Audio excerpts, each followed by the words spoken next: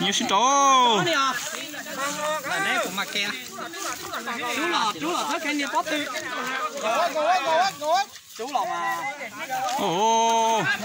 Ê cứ chú này nè bón rau này tía. Cái nhung lò này bón rau này. Lem cả thứ lò. Ồ.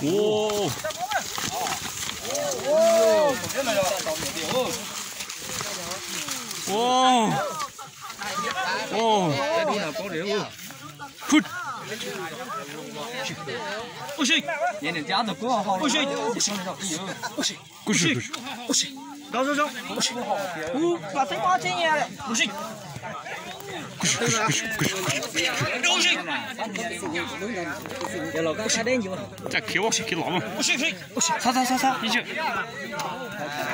Nhẹ bà. Món này nó tao rồi. Đẹp chưa? Đẹp đi con mà. Đấy nhiều lia đẹp chưa? Wow. Chạy đến chỗ này đi.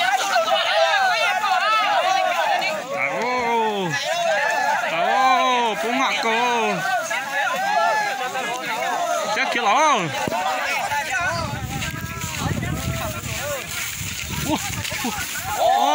Đánh tiền. Đây đúng rồi. Đại dọc tí o rồi nữa. Rồi em mình đánh té để nó tính té đâu.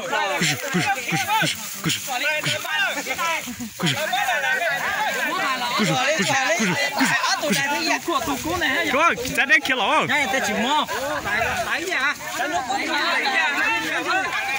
Đại luôn. Này, đánh nhà nè bác. Đánh nhà nè, có chưa? Ôi, chỉ bắt cái kính vô. Đâu.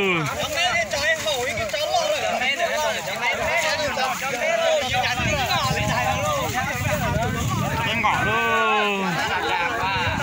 Những cái chùa. Chỉ có một cái gì. Thái ra, lò na.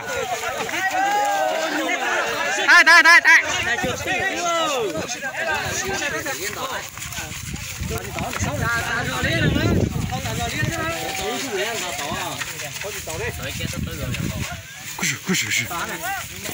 Lúa này cho cô xỉ nè. Còn nữa. Nhiều xin ơi. Cái gì sữa lò, sinh đại chị yên sữa. Cái sữa rau chị nhỏ sữa.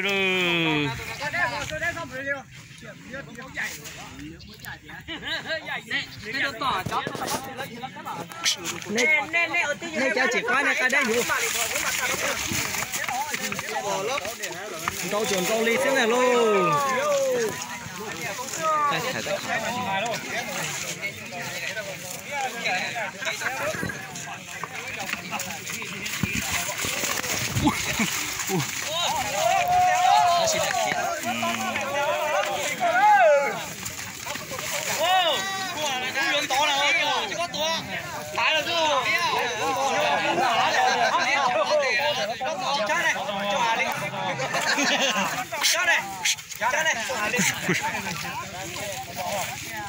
Tiền chờ xong có một thằng lẻ đi.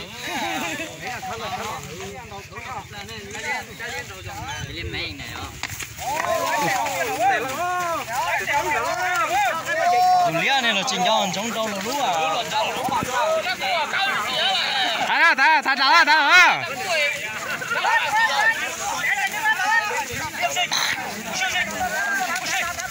Hai nó bẻ rồi. Bẻ đây.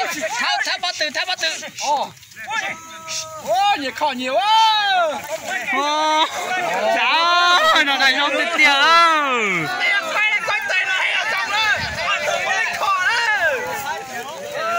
Giờ nó kia là chỉ nhau bằng cái kia.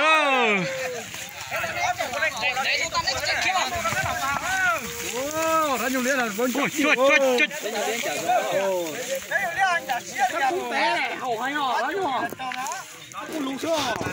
Cho mày so sai.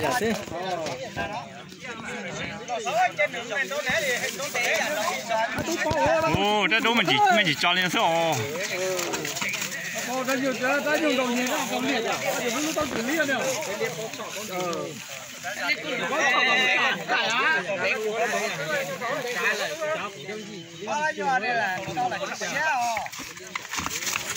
ôi yo tụi đua nè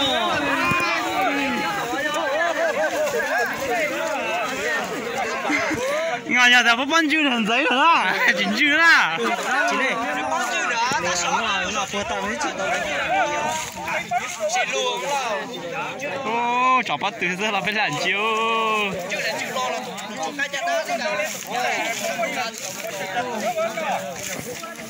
nhiều cũng khó nhiều mà tụi nó đẩy dạng cầu xưa ô tụi liếc cũng cho tổ có sao cái kia chỉ bảo khi lấy cái che cái bảo rồi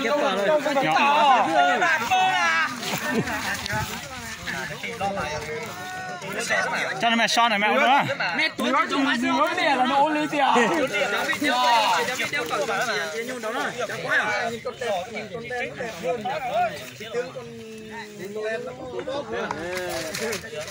ui yo ya còn ta tính hoàng của đứa con á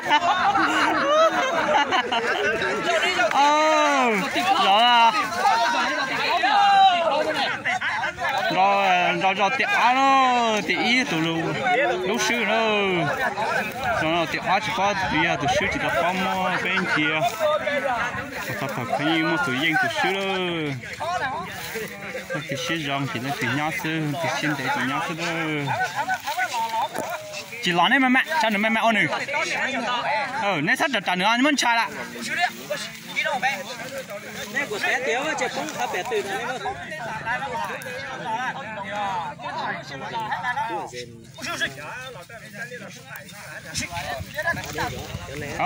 yếu kia là kia sao nó là chính phải đó yếu kia mà kia sao sai nó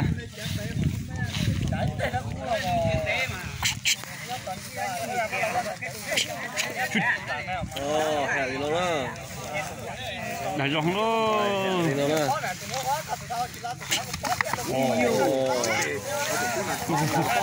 cái lỗ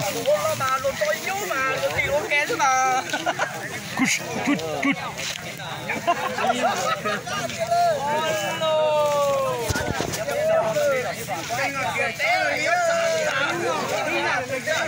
nó mà cái lần chiều xì cái là dễ xưa chẳng nhiều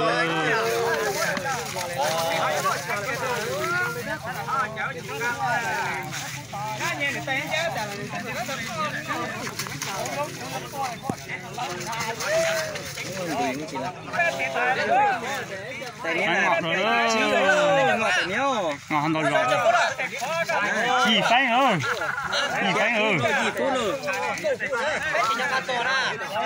này chỉ cho cái tôi ròn chia lại kia đi làm chia sữa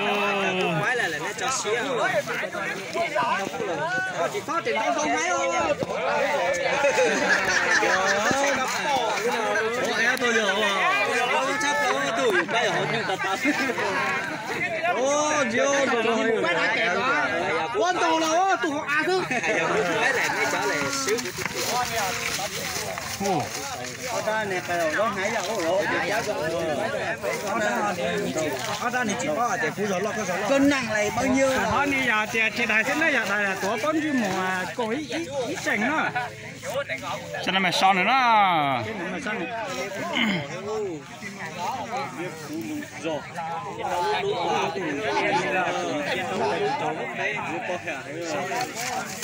lúc là tụi xưa nó chỉ bao giờ nói tụi chỉ bao nó cái chân phải nó nhiều kia nhà lúc xưa làm gì nó nó chỉ lúc xưa nhiều tất cả nhiều kia đâu chân phải đại lý đại phố đại chế tệ nó chỉ cho nó không nhà thứ hai điểm wow có thấp bự bự à mấy túi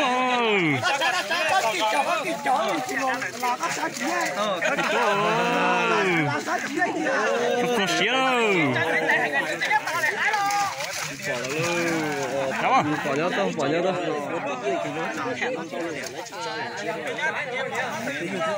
Một bàn tiền thì đi tao lo. Cũng走了你咋做？ thì phải là con đen nó có cái bóp hơn. Rồi, nhà ta nhá. ô cỏ phanh luôn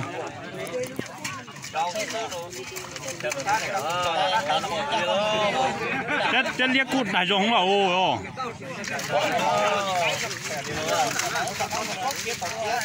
cô xí Phút là vâng. cổ phút đó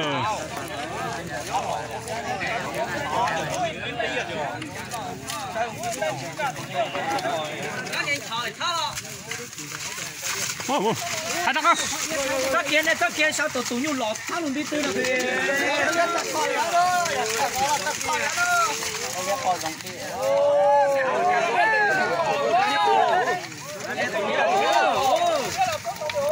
ôi những chạy từ đuôi chạy luôn chạy tới giờ kia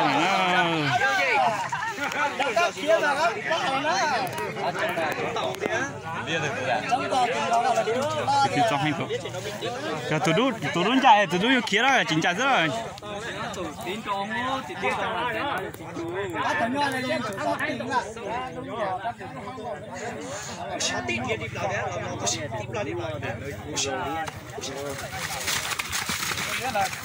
đó sẽ có tuần là yêu rồi đó. Rồi đo đi nữa. mà tôi xe sao thế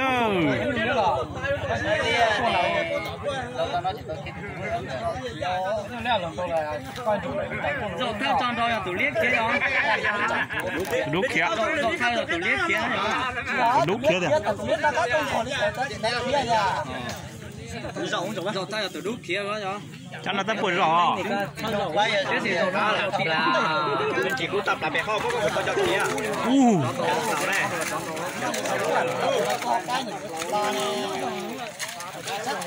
chắc không chịu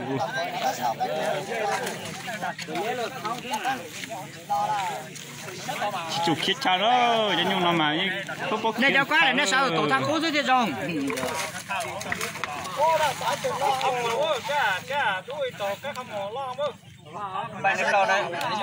nhung trâu mà như trâu sữa đó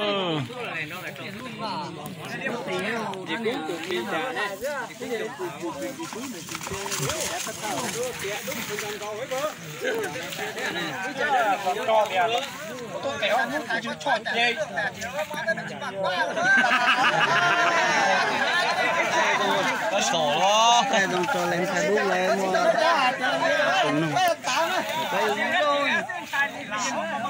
Này quay lên đấy là chia sẻ. Đấy là bé chỉ cần chia sẻ cho nên chiếu. Ta liếc con trồng tàu rồi đó đúng không? Ta liếc con trồng tàu.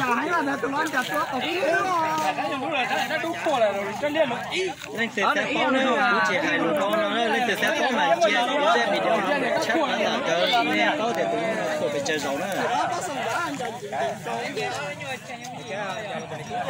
Đó nó như nhớ chạy lo nè. Nhiệt xe nè. Dạ tôi giá trị chèn con là lo tôi giá chèn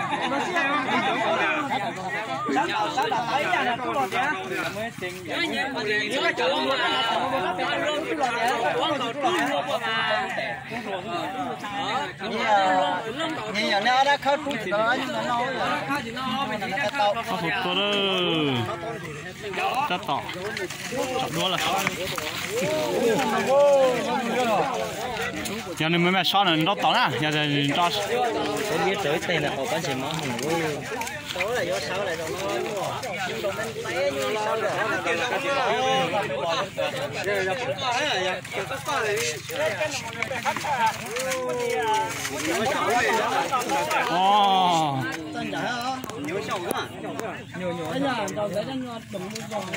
nhu à trong tàu kè là lỡ hết bao rồi các tuần này có cả lá bé xiong các chỉnh tàu các tàu chỉ trâu luôn nó thái cái chỉ lá lúc bán cả cũng nó cho nó chỉ số chuột thái là ô bao nhiêu tiền rồi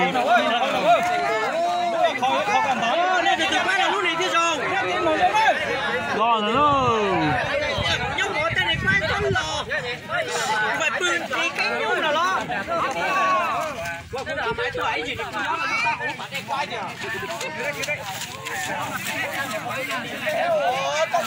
cái ngọn cỏ đấy đó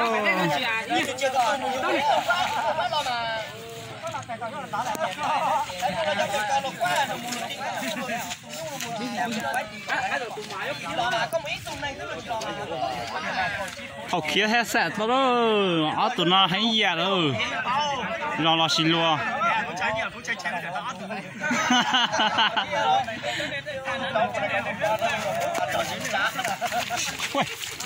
lò nào nó nhiều lò nào nó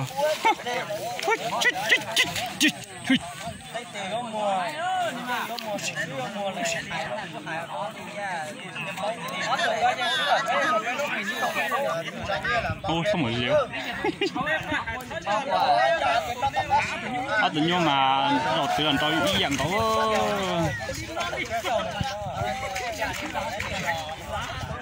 họ lúc bạn đây ơi sao sao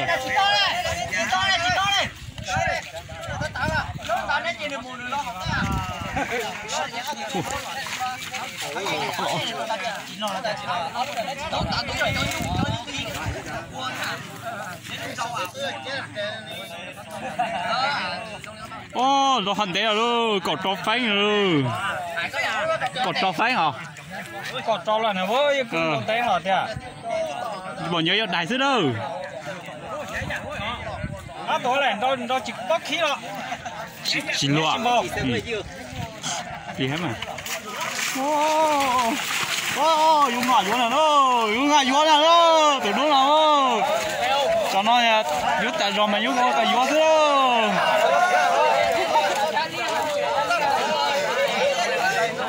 tụi đứa nhập từ đó cho nó lo mất trả nó má ngay là nó ngả rất là nó chịu à này nó trả dài ít nữa nhưng mà đâu dùng đó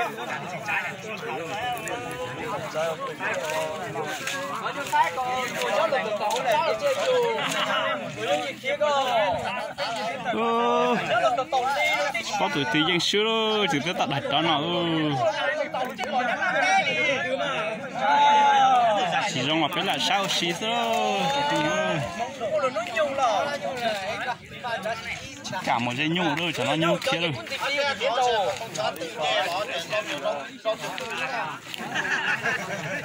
hút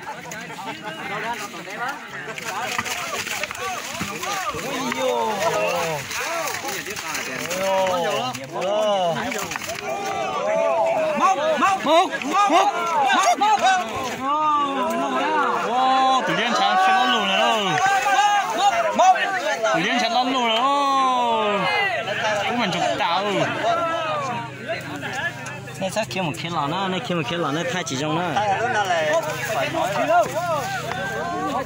nó đúng thì đã kêu dùng chế lúa máy chỉ tao kêu được hay là tại kia là mẹ hay là tại giò thế nào kêu là cùng trong đây nó tự nhiên là đó tại giò trái kia sơ con đấy lò tự nhiên là mà chán nó lùn nó đi tới ô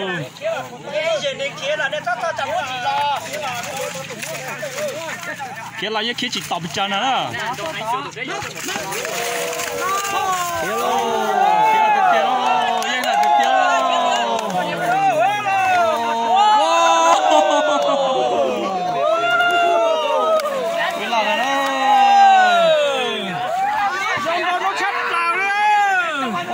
bán tiền đồ lo chỉ lo đâu, bán tiền đồ mấy cái đâu, bán tiền vô làm 4 triệu ra đây, nó chỉ có trống trồng là, nó trồng này, chỉ có trồng là còn chỉ trồng tiếc, cho cái này, cho cái này, tụi này đó, kia kìa, ôi cái gì bán tiền đồ,